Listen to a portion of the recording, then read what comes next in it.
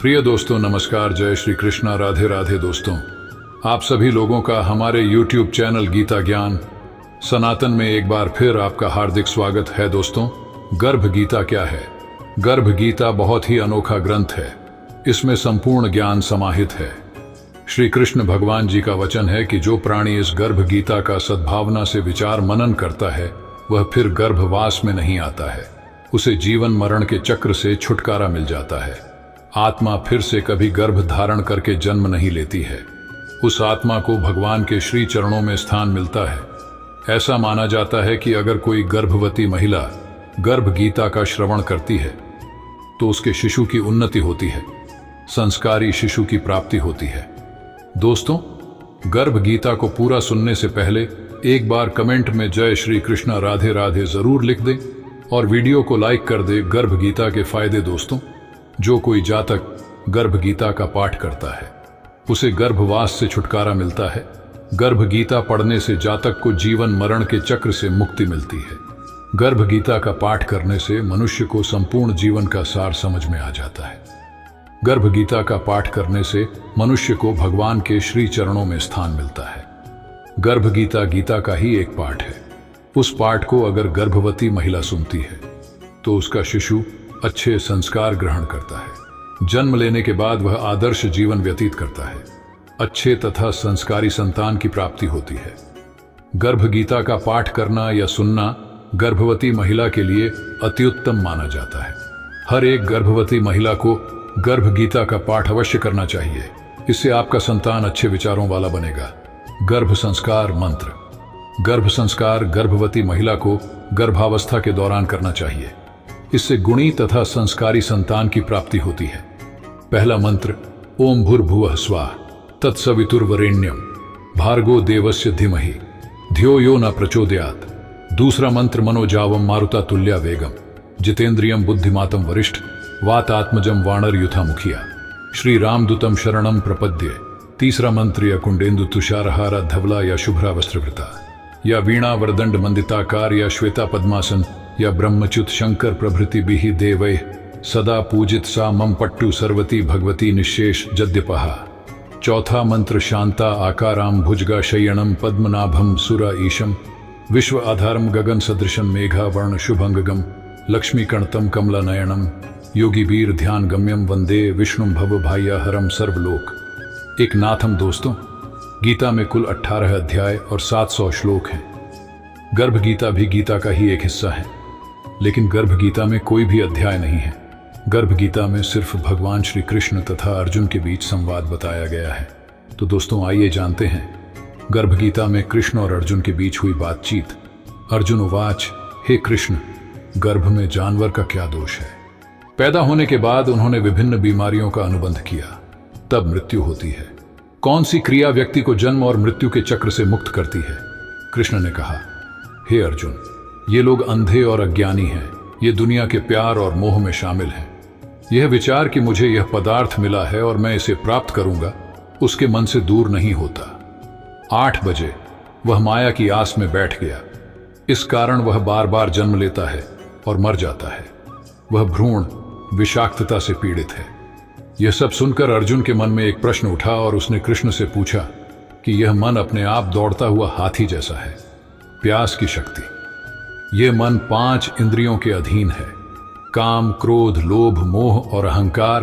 अहंकार इन 5 में सबसे प्रबल है। यदि हां, तो मन को कैसे नियंत्रित किया जा सकता है? कृष्ण ने कहा, यह मन हाथी के समान होना चाहिए। प्यास की शक्ति। मन 5 इंद्रियों के वश में है। अभिमान इन सब में श्रेष्ठ है। अर्जुन, जिस तरह से हाथी को नियंत्रित किया जाता है, इसी प्रकार मन रूपी हाथी को वश में करने के लिए ज्ञान रूपी अंकुश की आवश्यकता होती है। अहंकार के कारण जीवन का अंत नरक में होता है। अर्जुन उवाच, हे कृष्ण, जो आपके नाम का जप करते हुए जंगल में विचरण करता है, एक सन्यासी है, एक धर्म का अभ्यास करे, उन्हें कैसे पहचाने? वैष्णव कौन है? कृष्ण उवाच, हे अर्जुन, एक दल मेरे लिए जंगल में भटकता है। वे साधु हैं। एक समूह अपने सिर पर छोटी बांधता है और अपने शरीर पर राख डालता है। मैं उनके बीच नहीं रहता, क्योंकि उनमें अहंकार है। मेरा दर्शन उनके लिए दुर्लभ है। अर्जुन उवाच पत्नी किस पाप के लिए मरती है? बेटा किस पाप के लिए मरा? नपुंसक व्यक्ति का पाप क्या है? कृष्ण ने कहा, जो किसी का कर्ज नहीं चुकाता उसकी पत्नी मर जाती है। फिर जो कोई जमा का गबन करता है उसका पुत्र मर जाता है। जो व्यक्ति उस व्यक्ति के कार्य को वचन देकर भी समय पर नहीं करता वह नपुंसक हो जाता है। ये बड़े पाप हैं। अर्जुन कहते हैं, किस पाप के लिए मनुष्य हमेशा बीमार रहता है? गधा बनने के लिए कौन सा पाप पैदा होता है? पत्नियां और टट्टू क्यों पैदा होते हैं? बिल्ली का जन्म किस पाप के कारण होता है? कृष्ण उवाच, हे अर्जुन, जो बेटी देता है और उस उपहार की कीमत लेता है वह दोषी और हमेशा बीमार रहता है। एक व्यक्ति जो विकार के कारण शराब पीता है वह एक टट्टू घोड़े के रूप में पैदा होता है। जो झूठी गवाही देता है वह पत्नी पैदा होता है। फिर जो पत्नी पकाती है, पहले खाती है और फिर भगवान को बलि चढ़ाती है वह बिल्ली पैदा होती है। फिर से जो व्यक्ति अपना चिपचिपा भोजन दान करता है वह एक महिला पैदा होता है। वे गुलाम हो गए। अर्जुन उवाच, हे कृष्ण, आपने कुछ लोगों को सोना दिया है, उन्होंने कौन से अच्छे काम किए हैं? आपने फिर कुछ मनुष्यों को हाथी घोड़े रथ दिए हैं। कृष्ण उवाच, अर्जुन, सोना दान करने वालों को घोड़े और वाहन मिलते हैं। अगर वह भगवान के लिए एक बेटी देता है तो वह एक आदमी पैदा होता है। तब अर्जुन ने पूछा, भिन्न शरीर वाले मनुष्य कौन सा पुण्य करते हैं? कुछ लोगों के घर में संपत्ति होती है, कुछ लोग विद्वान होते हैं, उन्होंने कोई पुण्य किया है? कृष्ण उवाच, अर्जुन, जिन लोगों ने अन्न दान किया है उनका रूप सुंदर है, जिन्होंने पढ़ाया है वे विद्वान हैं, संतों की सेवा करने वाले पुत्र हैं। अर्जुन उवाच, हे कृष्ण, किस धर्म के कारण यह राज्य प्राप्त किया जा सकता है? फिर यदि आप किसी धर्म का पालन करते हैं तो आप ज्ञान प्राप्त कर सकते हैं। कृष्ण ने कहा कि जो व्यक्ति निस्वार्थ भक्ति से तपस्या करते हुए काशी में मर जाता है वह राजा के रूप में जन्म लेता है। फिर जो गुरु की सेवा करते हैं वे विद्वान बन जाते हैं। अर्जुन उवाच, बिना मेहनत के किसी को अचानक धन मिल जाता है, उन्होंने क्या भला किया है? कृष्ण उवाच, जिन लोगों ने गुप्त रूप से दान किया है उन्हें अचानक धन की प्राप्ति होती है। फिर जिन्होंने परमेश्वर का और दूसरों का काम किया है वे रोग से मुक्त हैं। अर्जुन ने कहा, यदि कोई व्यक्ति कोई पाप करता है तो वह गूंगा और गूंगा हो जाता है। कृष्णा उवाच, नीची जाति की पत्नी के साथ जाने वाले पुरुष अम्ली होते हैं। जो सीखकर गुरु से विमुख हो जाते हैं वे गूंगे हो जाते हैं। गाय के मारे जाने पर व्यक्ति कोढ़ी हो जाता है। अर्जुन उवाच, किस पाप के कारण मनुष्य का रक्त खराब होता है? लोग गरीब क्यों हैं? कोई हवा का टुकड़ा है, कोई अंधा है, कोई फिर से लंगड़ा है, उन्होंने क्या पाप किया है? फिर उन पत्नियों का क्या पाप जो बाल विधवा हो गईं? कृष्ण ने कहा, जो लोग हमेशा क्रोधित रहते हैं उनका रक्त विकार होता है।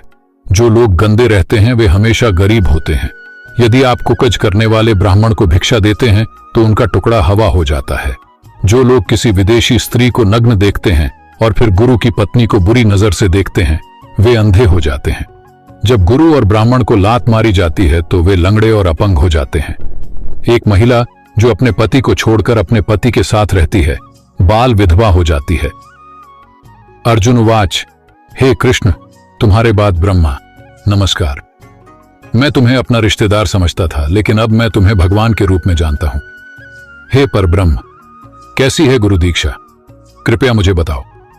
कृष्ण उवाच, आप धन्य हैं, आपके माता पिता भी धन्य हैं। आप जैसा बेटा किसके पास है? हे अर्जुन, समस्त लोकों के गुरु जगन्नाथ, विद्या के गुरु काशी हैं और 4 वर्गों के गुरु सन्यासी हैं। जिन्होंने सब कुछ त्याग कर मेरे विषय पर ध्यान केंद्रित किया है वे ब्राह्मण जगत गुरु हैं। हे अर्जुन, ध्यान से सुनो। किस प्रकार का गुरु संपर्क में होना चाहिए? जिसने सभी इंद्रियों को जीत लिया है, जो दुनिया को दिव्य समझता है, जो पूरी दुनिया के प्रति उदासीन है।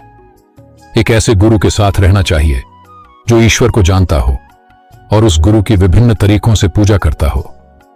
हे अर्जुन, जो गुरु भक्त हैं और जो गुरु के सामने जप करते हैं वे भजन करने में सफल होते हैं। जो लोग गुरु से विमुख होते हैं उन्हें 7 गुना पाप लगता है।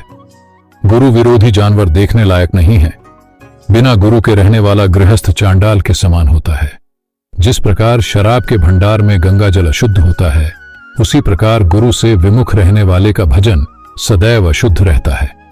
उनके हाथ में भोजन को देवता भी स्वीकार नहीं करते। उसकी सारी हरकतें बेकार हैं।